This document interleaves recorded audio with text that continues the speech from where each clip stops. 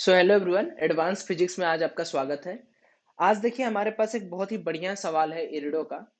मैं चाहता हूं कि आप लोग थोड़ी थोड़ी जो अपनी पॉइंट ऑफ तैयारी है ना उसको थोड़ा सा एडवांस लेवल पे भी आप रखिए। प्यारे ढंग से एक एक सवाल दो दो सवाल एज अ डोज आप लेते जाइए, करते जाइए।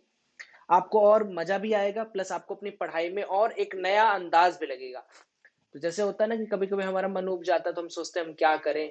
तो पढ़ाई के साथ जब आपका मन उब जाए जे मेन लेवल का, तो आप बोर्ड पे स्विच कर जाओ, एडवांस पे स्विच कर जाओ। कमेंट करके बताइएगा कि आप में से कितने लोग पहले इस क्वेश्चंस को किए हुए थे।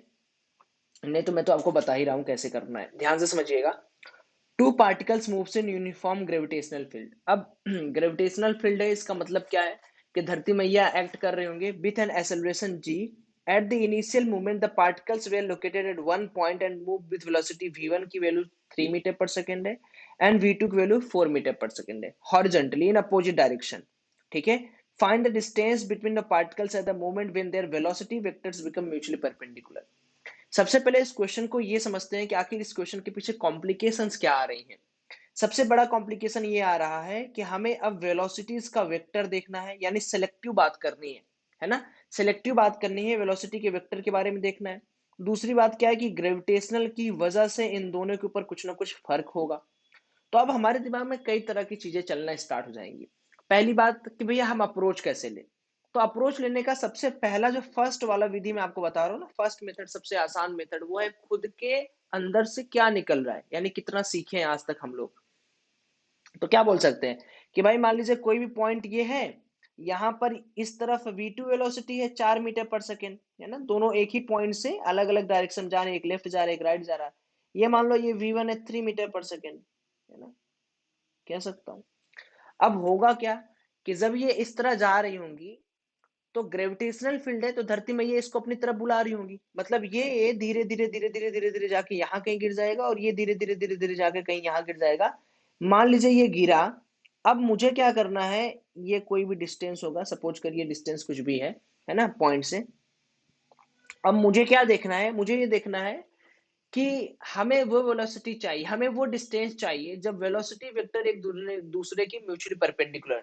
तो म्यूचुअली परपेंडिकुलर मतलब क्या है, ये वाला जा रहा होगा तो इस पे धरती माता लग रही होगी जीटी, क्योंकि हमें पता है v इक्वल टू होता है u प्लस जीटी या u माइनस जीटी, जैसा आपका कंडीशन है।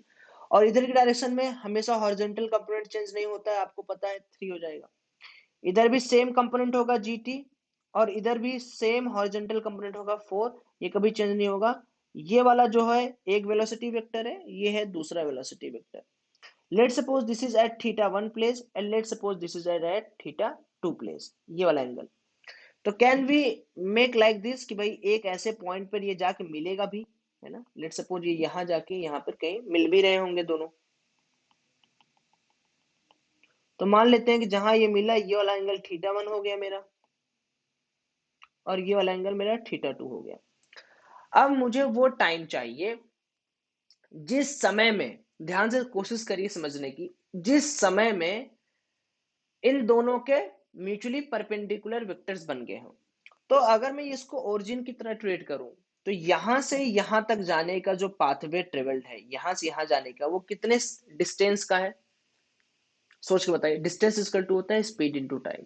हॉरिजॉन्टल है तो हॉरिजॉन्टल स्पीड पता है 3, टाइम पता है t, इधर से इधर 4t। देखिए आराम से आप समझिए, कोई भी प्रॉब्लम आपको इरिडो का दे चाहे जहां का दे, आप अपने बेसिक आइडियाज को डेवलप करें, है ना। इसमें कोई हाइपर फिजिक्स या मेटाफिजिक्स नहीं लग रहा है। अब मुझे ये चीज नहीं समझ में आ रही है कि वेलोसिटी वेक्टर परपेंडिकुलर होने का क्या मतलब है। भाई म्यूचुअली परपेंडिकुलर होने का क्या मतलब है। ये वेलोसिटी वेक्टर एक है, एक वेलोसिटी वेक्टर ये है, एंगल थीटा 1 थीटा 2 बना रहा है। तो हम बोल सकते हैं कि अगर हम इसको सॉल्व करेंगे तो यहाँ से जो टेन थीटा 1 की वैल्यू आएगी वो कितनी आएगी, देख के बताइए। पंडित बद्री प्रसाद हर हर बोले 3/gt। टेन थीटा 2 की वैल्यू कितनी आएगी, 4/gt। So we can say that कि if both are mutually perpendicular, तो अगर दोनों परपेंडिकुलर है प्यारे बच्चों, तो theta 1 plus theta 2 should be equal to 90 degree. Rule ये कहता है। ओके, दोनों तरफ tan का कंपोनेंट ले लेते हैं, यानी tan का मल्टीप्लीकेशन कर देते हैं। तो tan का theta 1 plus theta 2 equal to tan का 90। कोई परेशानी तो आपको नहीं हो रही होगी, मुझे यहाँ तक पता चल रहा है। tan का a प्लस बी का हो जाएगा 1 माइनस tan का थीटा 1 थीटा 2, tan का थीटा 2। इज इक्वल टू 1, है ना, क्योंकि 0 था, या फिर ऐसे बोलो 0, इसको ऐसे कर दो, 1 इज इक्वल टू 10 का θ1 θ2, दिख रहा है ना, 10 का θ2। तो अब 10 का θ1 और θ2 हमें पता है, क्या पता है हमें 10 का θ1 θ2 यहाँ से पता है, तो 1 इज इक्वल टू, यहाँ पे मैं वापस आ रहा हूँ, 10 θ1 की वैल्यू है 3/gt और 10 θ2 की वैल्यू है 4/gt। सो मैं यहाँ से बोल सकता हूँ 12/gt², ये वो समय है, यह वो समय है, GT² है, तो ये वो समय है जिस समय इनके बीच में डिस्टेंस हमें ज्ञात करना था, है ना, या वो डिस्टेंस हमें ज्ञात करना है जब इन दोनों के बीच में म्यूचुअली परपेंडिकुलर का रेशियो हो। तो यहां से पहले तो हम एक काम करते हैं, टाइम निकाल लेते हैं, क्योंकि हमें डिस्टेंस निकालना है, सवाल देखिए डिस्टेंस है, मैं सोच रहा समय निकालना है, तो ऐसा कर लेते हैं, इसको थोड़ा सा इरेज नीचे का कर दे रहा हूँ, क्योंकि नया पेज खोलूंगा तो फिर आपको दिक्कत भी होगा थोड़ा सा, या फिर खोल ही लेते हैं बाद में, नहीं तो हमें ही दिक्कत होने लगेगा। तो 1 इज इक्वल टू 12/gt² है, तो प्यारे बच्चों यहाँ से t की वैल्यू कितनी आ जाएगी, देख के बताइए, 12/g का अंडर रूट g² था, है ना, तो इसको कर देते हैं 12/9.8 इंटू 9.8, थोड़ा सा कैलकुलेटर का सहारा लेते हैं, इसको अगर हम 10 दहा में 100 बोल दें तो 10 बाहर आ गया और 12 4, तो ये करीब करीब 0.34 सेकेंड के आसपास आएगा अगर आप कैलकुलेट करोगे तो। अब हमने ये वो समय निकाल लिया है जिस समय पे बेटा ये दोनों अपने एक दूसरे के परपेंडिकुलर थे, यानी वेलोसिटी वेक्टर एक दूसरे के म्यूचुअली परपेंडिकुलर कंपोनेंट बना रही थी। अब सवाल ने पूछा है फाइंड डिस्टेंस बिटवीन पार्टिकल, तो हमें पता है अगर हम 3t और 4t को जोड़ देंगे बाबू तो ये डिस्टेंस आ जाएगा, यानी टोटल डिस्टेंस कितना है, ये है 3t प्लस 4t, तो बोल सकता हूँ 3 इंटू 0.34 प्लस 4 इंटू 0.34, ये कितना आ जाएगा,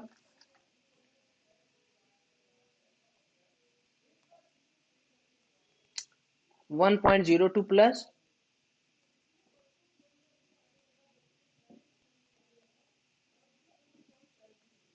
क्या मुझे सुनाई दे रहा है वो सही है गलत है, अ, अरे यार इसको ऐसे ही कर देते, 70 कर देते, कितना ज्यादा इसको हम लोगों ने लॉस मिला दिया, है ना, ऐसे 70 कर देते, क्या ही इतना करने की जरूरत है, 1.02 और ये हो जाता 1.3, ये तब भी वैसे आ रहा है तो 2.38 मीटर, दोनों स्टेप सही है, कोई भी कर दो, है ना।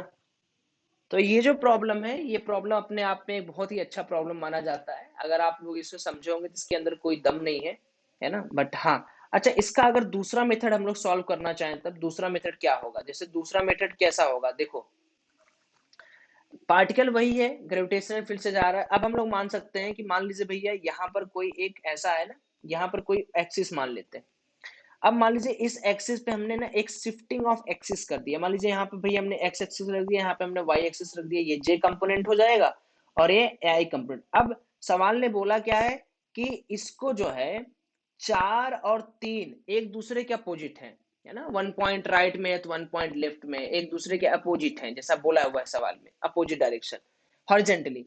तो ऐसा हम भी कर सकते हैं भैया कि चलिए आपके हिसाब से इसको 4 मान लीजिए, इसको 3 मान लीजिए, तो करिए चलिए जनाब, आप इसको आप बोल लीजिए 4 मीटर पर सेकंड, आपके ऊपर है, मेरे ऊपर कुछ नहीं है, इसको बोले 3 मीटर पर सेकंड। अब इसके कंपोनेंट आप लिख सकते हैं कि नहीं लिख सकते, जैसे क्या हो जाएगा, इसका कंपोनेंट 4i। अब एक चीज समझ के बताइए, आप सभी लोगों से मेरा एक सवाल है, क्या इसके ऊपर अभी भी धरती माता इसको खींच रही होंगी, क्या इसको भी धरती मैया खींच रही होंगी, तो किससे, किस वेलोसिटी से, किस वेलोसिटी से, जीटी। तो 4i माइनस जी टी किस डायरेक्शन में, जरा बताइए, जे के डायरेक्शन में।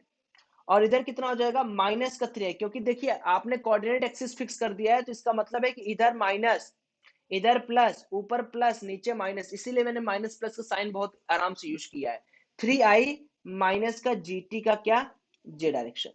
अब इन दोनों चीजों से हमें क्या निकालना है, इन दोनों चीजों से हमें यह देखना है कि कितने आराम तरीके से हम इन दोनों को परपेंडिकुलर, अब वही परपेंडिकुलर का वही नया तरीका जो हमने आपको बताया था, जैसे आपके सामने अब दो वेक्टर मैंने लिख दिया, 4i माइनस जी टी दिख रहा है, माइनस 3i माइनस, चलिए कोई बात नहीं है, थोड़ा सा लाइट कट गया है। गुड्डू जी चालू कर दीजिए, इन्वर्टर चालू कर दीजिए।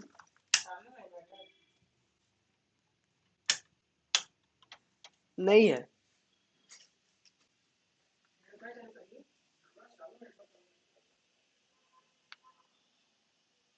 ठीक है, आ गया वापस। तो हमारे पास 4i - gt है, -3i - gt। अब हमें क्या करना है, इन दोनों को परपेंडिकुलर करना है। तो आपको भी अच्छी तरह पता है परपेंडिकुलर वेक्टर मतलब क्या होता है ना? क्या क्लियर आ रहा है? हेलो, हेलो, क्लियर आ रहा है? तो अगर मुझे इन दोनों को म्यूचुअल परपेंडिकुलर करना है तो इनके डॉट प्रोडक्ट क्या होने चाहिए? 4i - gt का जे कैप डॉट प्रोडक्ट होना चाहिए, माइनस का 3i - gt का J cap should be equal to 0। यहां से भी अगर आप सॉल्व करेंगे तो आपकी टी की वैल्यू वही आएगी जो पहले आई थी। तो दोनों में से कोई भी स्टेप आप आर्गुमेंट के तौर पे रख सकते हैं। होप करता हूँ सवाल आपको पसंद आएगा। कुछ खेद आ गया था बीच में, जिसके लिए क्षमा याचिका आपसे। मिलते हैं नेक्स्ट वीडियो में। Thank you.